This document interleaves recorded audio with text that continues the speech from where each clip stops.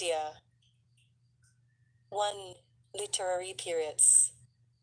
The Indus civilization flourished in northern India between 2500 and 1500 BC. Aryans, a group of nomadic warriors and herders, were the earliest known migrants into India. They brought with them a well-developed language and literature and a set of religious beliefs. Vedic period, 1500 BC minus 500 BC. This period is named for the Vedas, a set of hymns that formed the cornerstone of Aryan culture.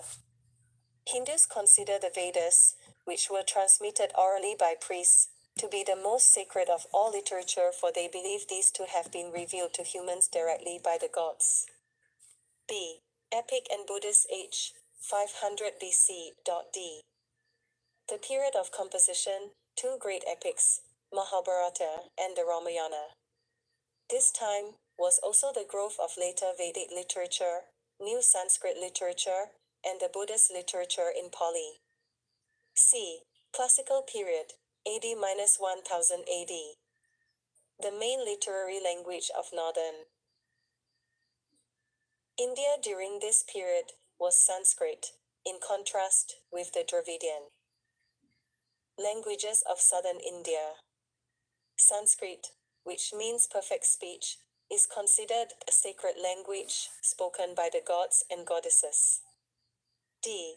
Medieval and modern age, AD 1000, present. Persian influences on literature were considerable this period.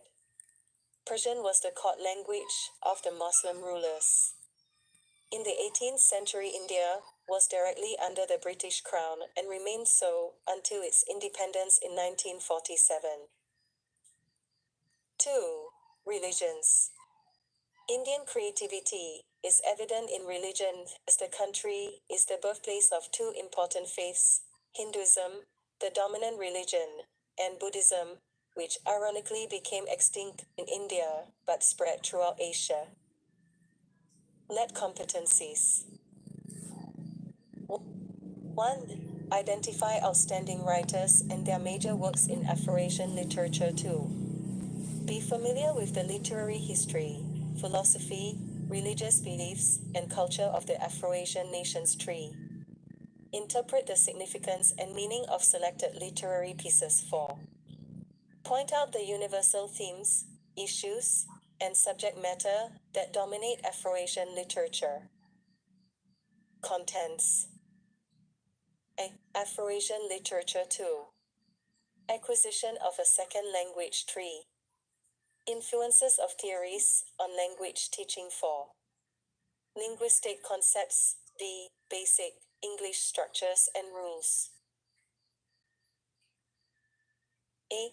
Hinduism, literally, the belief of the people of India, is the predominant faith of India and of no other nation. The Hindus are deeply absorbed with God and the creation of the universe. The Purusarthas are the three ends of man: Dharma, virtue; duty, righteousness; moral law, artha, wealth; and Kama, love or pleasure. A fourth end is moksha, the renunciation of duty, wealth, and love in order to seek spiritual perfection. It is achieved after the release from samsara, the cycle of births and deaths. The Hindus believe that all reality is one and spiritual, and that each individual soul is identical with this reality and shares its characteristics: pure being, intelligence, and bliss. Everything that seems to divide the soul from this reality is maya, or illusion. The Hindus regard Purusha, the universal spirit, as the soul and original source of the universe. As the universal soul, Purusha is the life-giving principle in all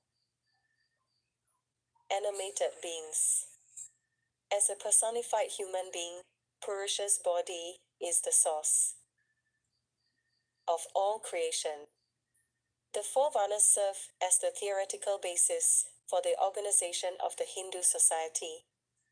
These were thought to have been created from Purusha's body. The Brahman, priest, was Purusha's mouth. Their duty is to perform sacrifices, to study and to teach the Vedas, and to guard the rules of Dharma. Because of their sacred work, they are supreme in purity and rank. The Kshatriyas, warriors, are the arms. From this class arose the kings, who are the protectors of society. The Vaishyas, peasants, are the thighs. They live by trading, herding, and farming. The Sudras, serfs, are the feet. They engage in handicrafts and manual occupation, and they serve meekly the three classes above them. They are strictly forbidden to mate with persons of a higher Varna. B. Buddhism originated in India in the 6th century BC. This religion is based on the teachings of Siddhartha Gautama, called Buddha, or the Enlightened One. Much of Buddha's teaching is focused on self-awareness and self-development in order to attain nirvana, or enlightenment. According to the Buddhist beliefs, human beings are bound to the wheel of life, which is a continual cycle of birth, death, and suffering. This cycle is an effect of karma, in which a person's present life and experiences are the result of past thoughts and actions, and these present thoughts and actions likewise create those of the future. The Buddhist scriptures uphold the Four Noble Truths and the Noble Eightfold Path. The Four Noble Truths are 1. Life is suffering. 2. The cause of suffering is desire. 3. The removal of desire of suffering. And 4. The Noble Eightfold Paths leads to the end of suffering. The Noble Eightfold Paths consist of 1. Right understanding. 2. Right thought. 3. Right speech. 4. Right action. 5. Right means of livelihood. 6. Right effort. 7. Right consideration. 8. Right meditation. 3. Religious and philosophical works. The Vedas form a collection of sacred among hymn, or verse, composed in archaic Sanskrit, the Indo-European speaking people who entered India from the Iranian regions.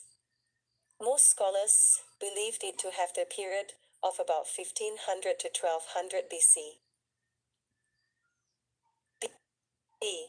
The Dhammapada, Way of Truth, is an anthology of basic Buddhist teaching in a simple aphoristic style.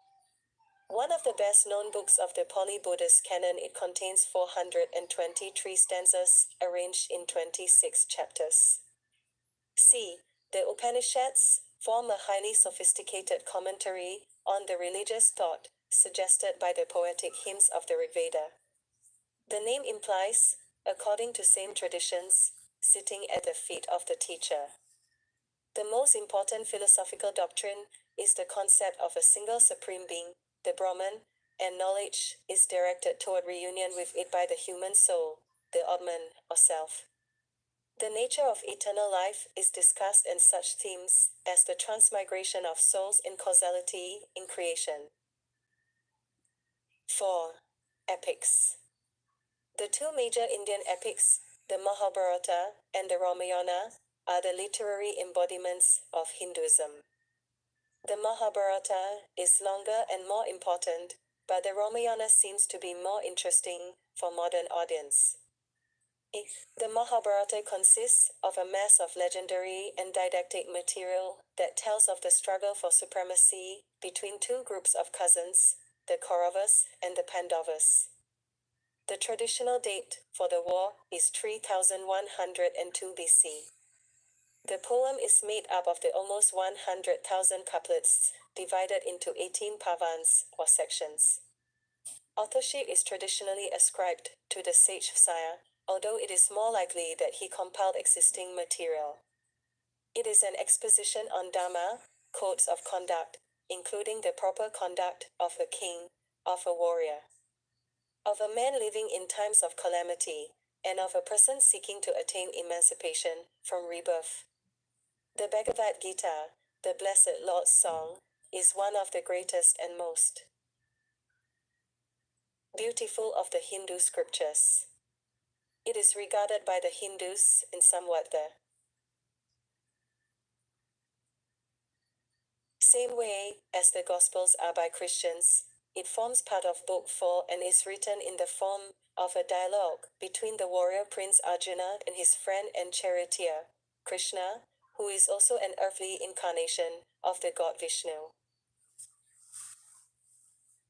The Ramayana was composed in Sanskrit, probably not before 300 BC, by the poet Valmiki, and consists of some 24,000 couplets, divided into 7 books. It reflects the Hindu values and forms of social organization, the theory of karma, the ideas of wifehood, and feelings about caste, honor, and promises. The poem describes the royal birth of Rama, his tutelage under the sage Visvamitra, and his success in bending Shiva's mighty bow, thus winning Sita, the daughter of King Janaka, for his wife.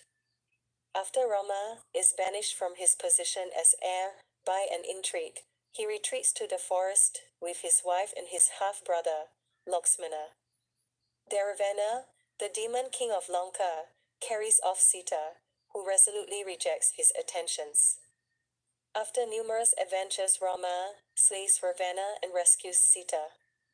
When they return to his kingdom, however, Rama learns that the people question the queen's chastity, and he banishes her to the forest where she gives birth to Rama's 2 sons. The family is reunited when they come of age, but Sita, after again protesting her innocence, received by earth, which swallows her up. 5. Literary selections. The Panchatantra is a collection of Indian beast fables originally written in Sanskrit. In Europe, the work was known under the title The Fables of Bidpai, after the narrator, an Indian sage named Bidpai, called Vidyapati in Sanskrit. In theory, the Panchatantra is intended as a textbook of artha, worldly wisdom. The aphorisms tend to glorify shrewdness and cleverness more than the helping of others. Sakuntala is a Sanskrit drama by Kalidasa. Love is the central emotion that binds the characters Sakuntala and King Dushyanta.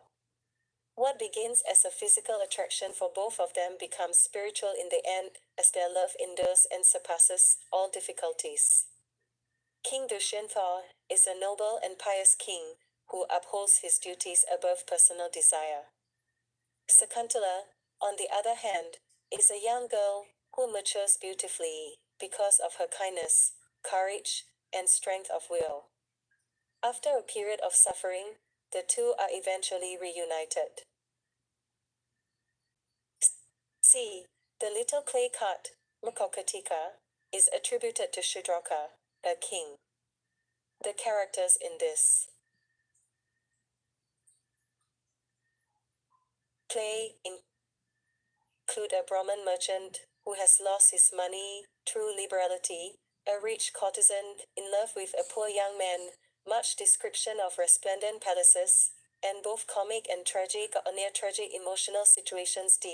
Gitanjali, Song Offerings, was originally published in India in 1910 and its translation followed in 1912. In these prose translations, Rabindranath Tagore uses imagery from nature to express the themes of love and the internal conflict between spiritual longings and earthly desires. The Taj Mahal poem by Sohail Ludianvi is about the mausoleum in North India built by the Mughal Emperor Shah Jahan for his wife Mumtaz Mahal. The facade of this grandiose structure is made of white marble and is surrounded by water gardens, gateways, and walks. The tomb, at the center of the dome, stands on a square block with towers at each corner. The construction of the building took 20 years to complete, involving some 20,000 workers. On Learning to be an Indian, an essay by Sundarama Rao illustrates the telling effects of colonization on the lives of the people, particularly the younger generation. The writer humorously narrates the conflicts that arise between her grandmother's traditional Indian values and her own British upbringing. 6. Major writers. Kalidasa, a Sanskrit poet and dramatist, is probably the greatest Indian writer of all time.